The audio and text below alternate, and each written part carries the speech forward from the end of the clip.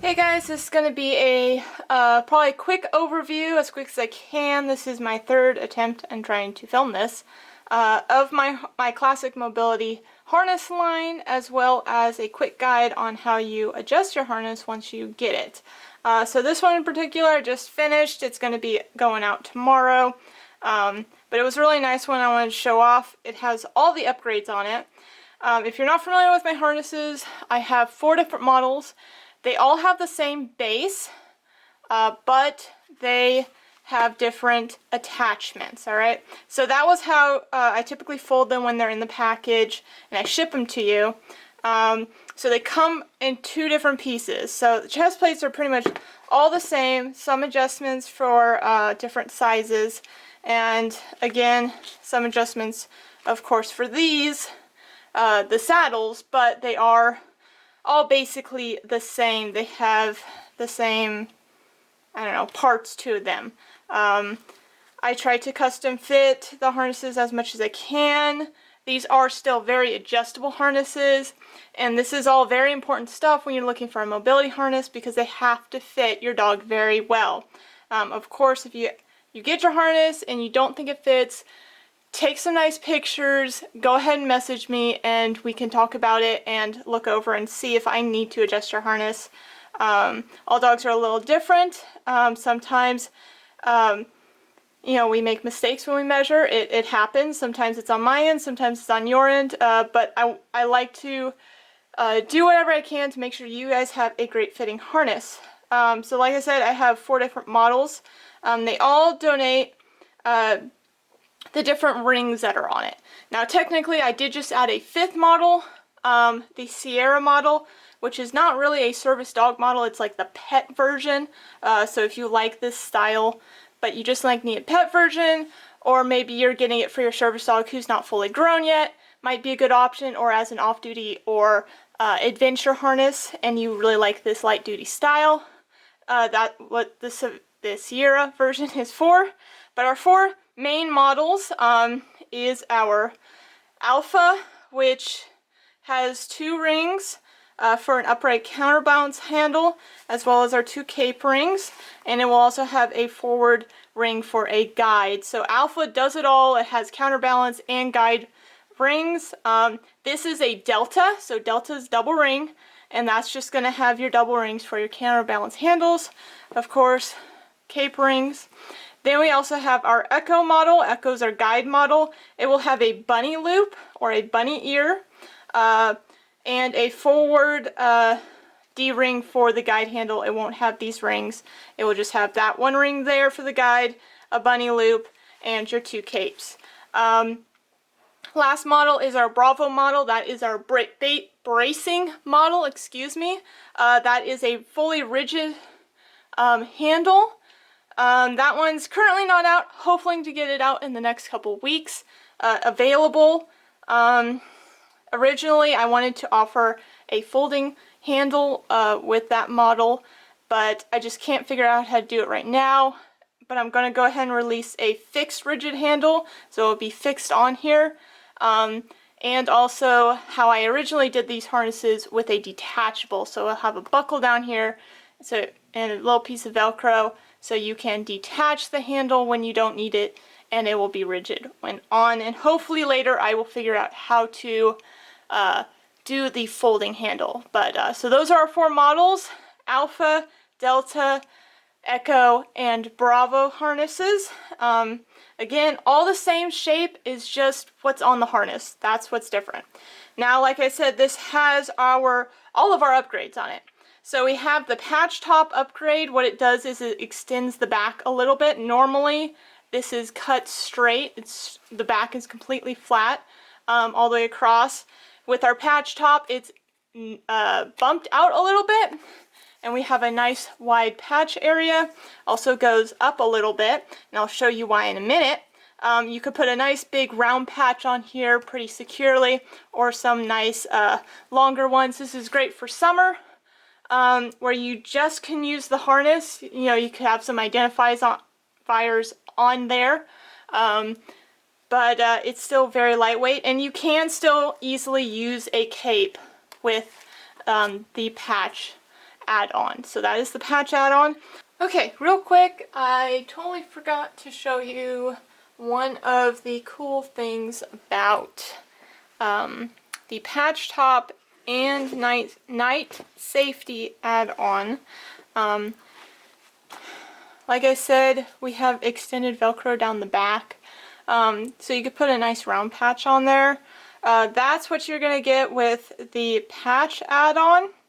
If you just order the night safety add-on, it will be a piece of webbing, but you're still gonna have a loop right there, which is fantastic for a like little clip-on jogging light.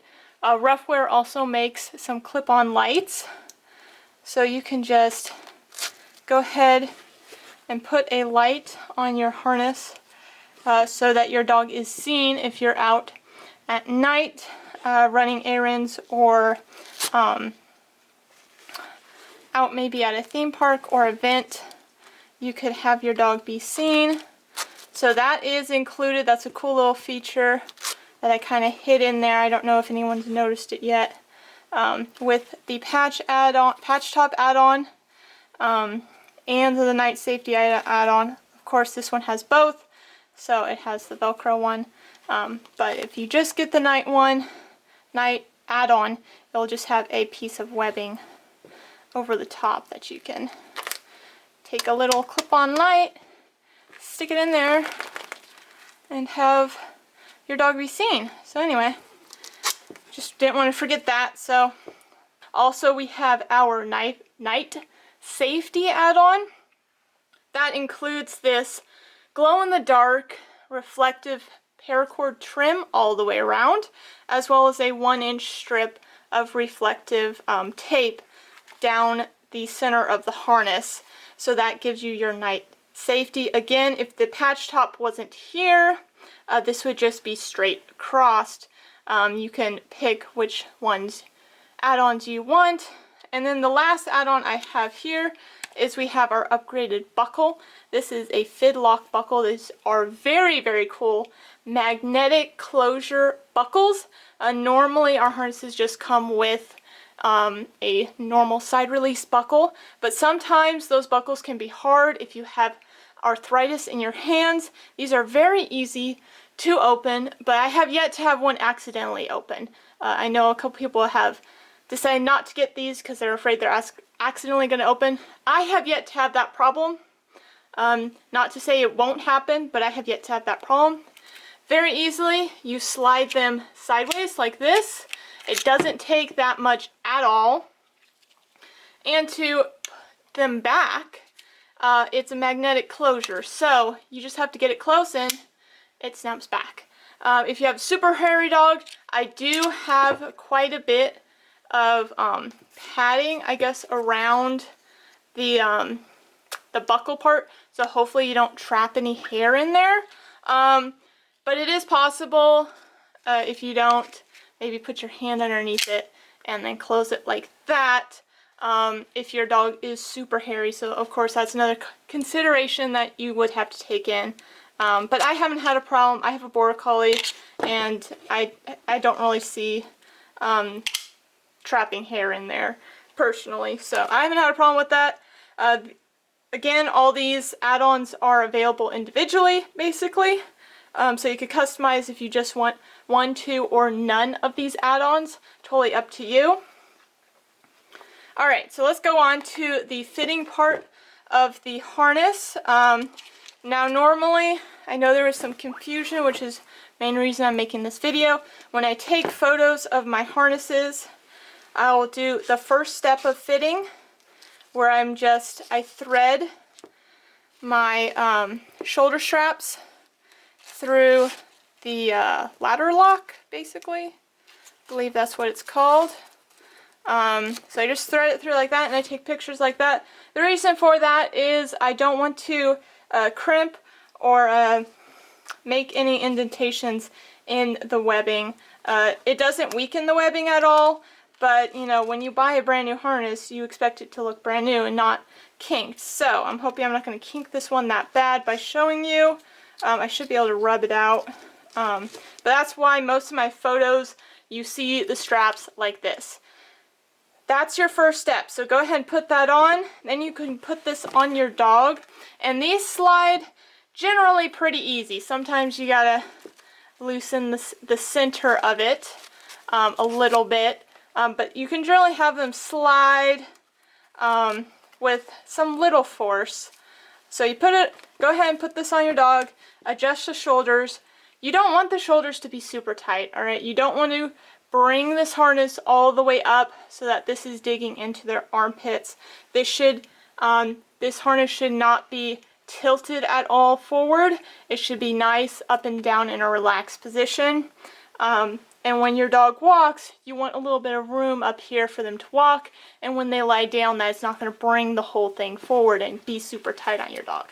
So, once you have it adjusted where you think you like it, go ahead and take it off your dog.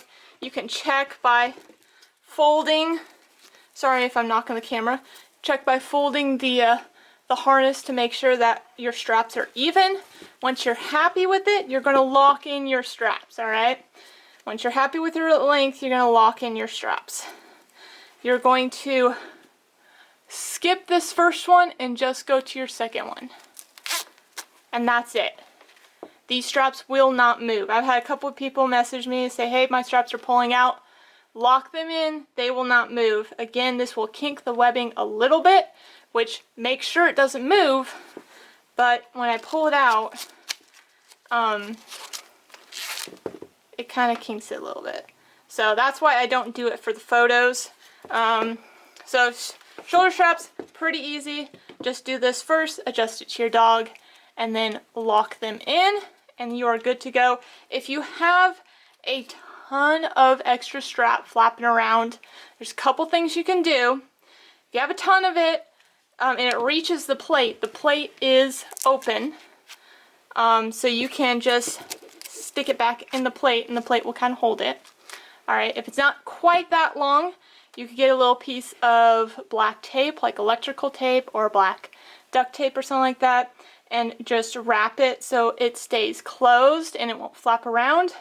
Or if you really want, you can cut your straps, though I wouldn't recommend it because it does kind of kill your adjustability in the future. Also, if you ever were to resell it, you know, it kills the adjustability, resale value, whatever. But it's your harness, totally up to you. If you do cut it, I recommend just cutting it at an angle unless you want to try to emulate the round end that I do here. That's fine. I just don't recommend cutting it completely flat because it is kind of hard to feed it through the buckles when it's completely flat because you always get one corner. So cut at an angle or try to emulate that. Use a lighter, light the ends, melt them a little bit so that they don't fray. So those are your options. Now for the bottom part, it's kind of same concept, alright? So it has a plastic loop down here. Now this has more grips on it, so you don't necessarily have to lock it in like you have to on the shoulders. Also, a lot less weight down here pulling on the strap. So if you just have enough to feed through, don't worry about it. It shouldn't pull out at all. But yeah, we have a keeper here and we have our buckle. To start, I would say just put it through like this when you do your initial fitting, just like you do your shoulder straps, and then again you could adjust it when it's on your dog. You can take it on and off your dog a couple times so you're comfortable with how it fits. If your girth strap is, I have this one shrunk down all the way. If your girth strap is down here, right, so it's off, instead of having this huge loop here, what you'll do is you'll thread through the keeper. That kind of keeps it low a little bit more so that it's less likely for this to slip out every single time, because that can be annoying. If it's all the way down like this, like I said, don't worry about that little piece. You don't have to, you know, lock it in if you don't have enough room. If you have a good size chunk, you could lock it in just to keep it out of the way. But if it's all the way down here, you could also, again, use a piece of tape right there to kind of keep this from escaping, essentially. But you can also go all the way up, right? If you have a really short-chested dog, we'll just go with that.